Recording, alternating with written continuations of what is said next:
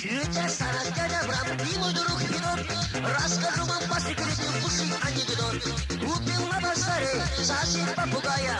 Хотел соседа учить его, она обругала. Купил на базаре сосед попугая. Хотел соседа учить его, она обругала. Ай, Жан, папин Жан, какой ты хороший. Дома кукол у меня на тебе похожий. Папин Жан, приходи, мой лапка, я продаю помидор. Разве не будет рабка?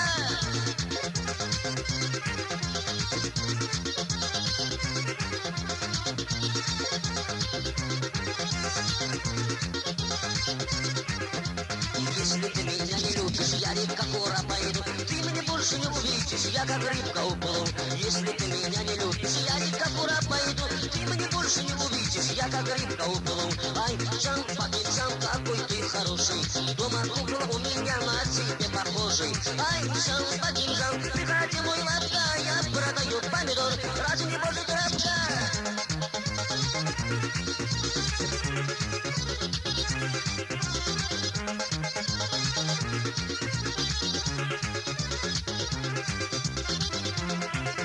Рыбаки меня поймают без штанов и без трусов. Вот тогда не спросишь, кто-то сюда, кто того.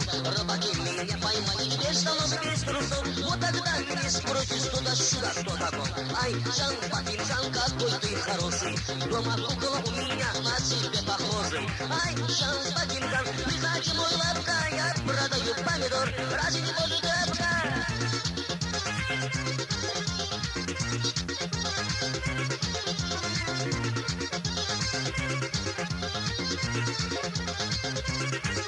Побежал я прямо дом, прямо как домой. Нужен писать костюм, нужен балаш полный.